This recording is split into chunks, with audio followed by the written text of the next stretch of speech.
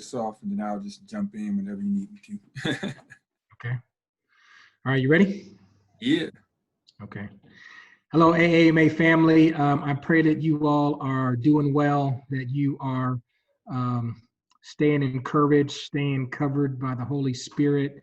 I know all of us were probably just preaching about Pentecost this Sunday, and my prayer for my church was that we need the Spirit to fall, to descend on us, our churches, our biological families in this broken world more than ever before. So I'm just praying your Sunday went well, and all the pain, all the angst, all the different emotions that you are staying encouraged as we're processing it ourselves and trying to lead our folks.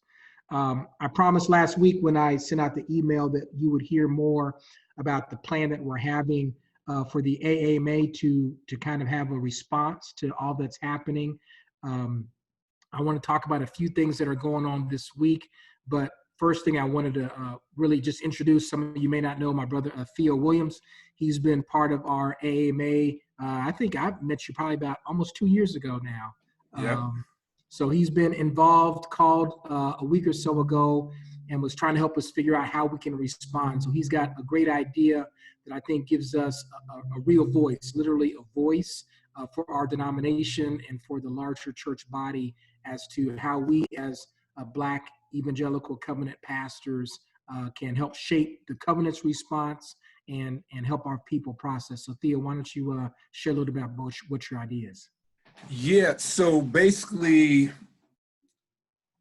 the goal was, how do we give a timely response that won't get lost in the shuffle? And one of the beautiful things that come out of all this COVID-19 stay at home stuff is we've been using a lot of technology, shooting a lot of videos for our services, and we're teaching and things of that nature. And so I spoke to Brian about possibly, first off, crafting a written response, but then having that written response spoken by as many AAMA members as possible.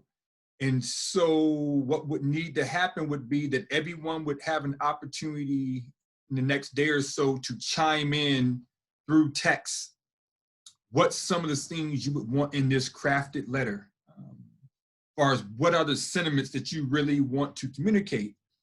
And then a few of us would get together and craft this response, and then we would put up the chain to the board members of the organization. And once that response was okayed, anyone who would want to participate in the video portion of the response, we would divvy that out, and you would basically speak 1 or 2 lines of this response.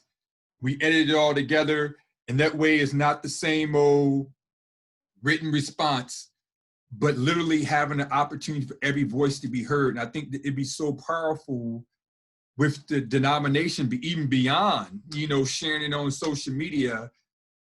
If that letter got out, no one's going to read that letter. Even half the people in our congregations may not read that letter. Yet if it's a video, people got time to click on the video.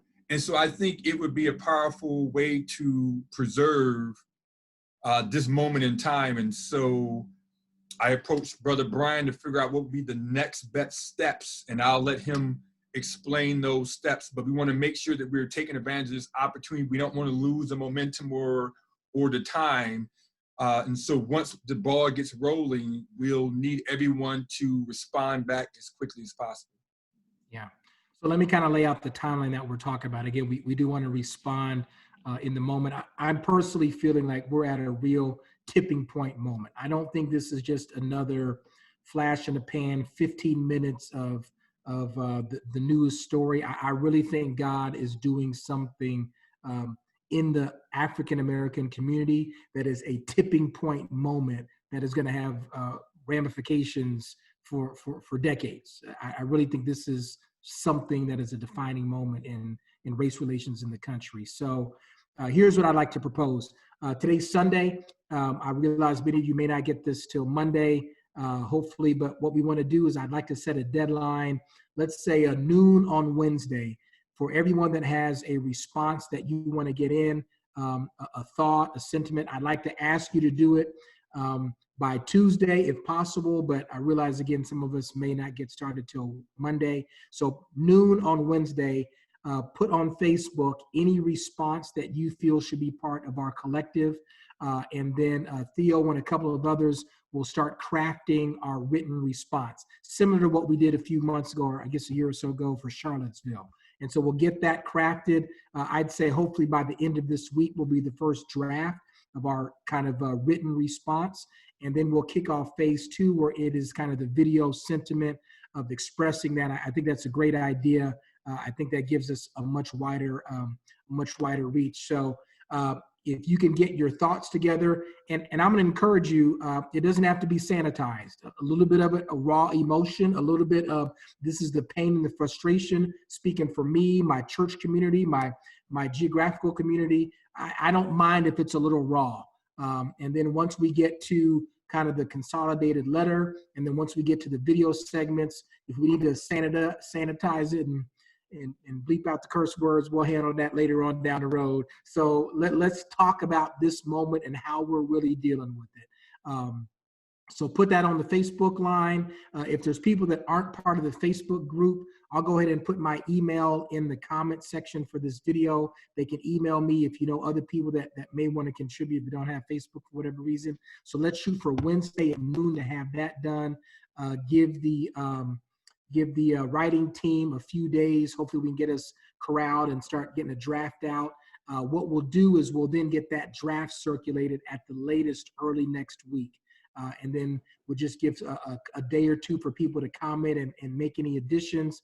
We can't have an editing team of 60 people, so we're really going to let that writing team kind of drive that. But then in the video portion next week, we're going to give you a template for what your video piece should look like, kind of the size and the background, so we can have some consistency. I can get some video editing resources to work on it so we can turn this around. I'm thinking, 10 days or so, we should have our response while we're still in the moment of this nationwide response. So wanted to give that to you verbally.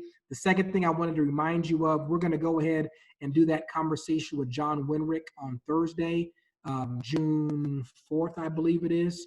At 10 a.m. Central. Let me give a little bit of background about that really quickly. So President Winrick had sent this response. This is not a response to the George Floyd situations and the nationwide coverage. He had sent this, or his admin had sent this before this really took off. So we just have a moment where the African American community is in the midst of another crisis.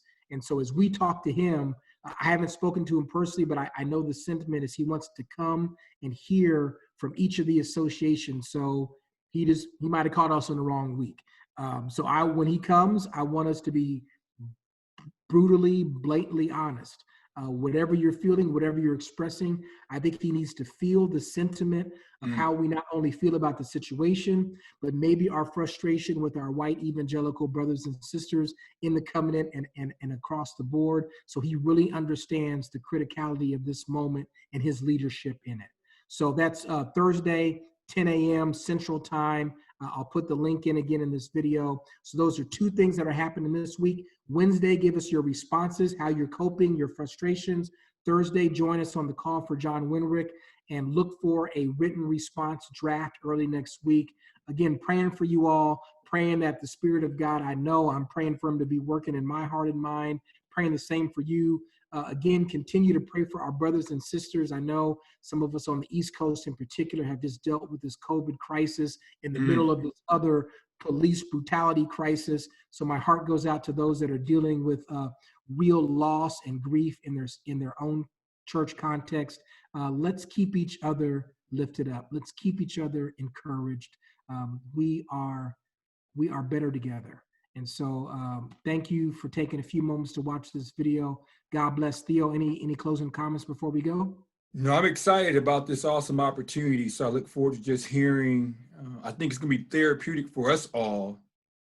So even if no one else saw the videos, I think just for us to know that we're not in it by ourselves, but I think for our white brothers and sisters and of other nationalities, I think it's going to be awesome for them to see and maybe hear us in a way that they haven't seen and heard us in a long time. And so I look forward to all your responses. Right. Thank you for your participation. We're charting some new ground. We're trying something new. Just pray that God adds increase. God bless you Yes. all. We'll talk to you soon. Blessings.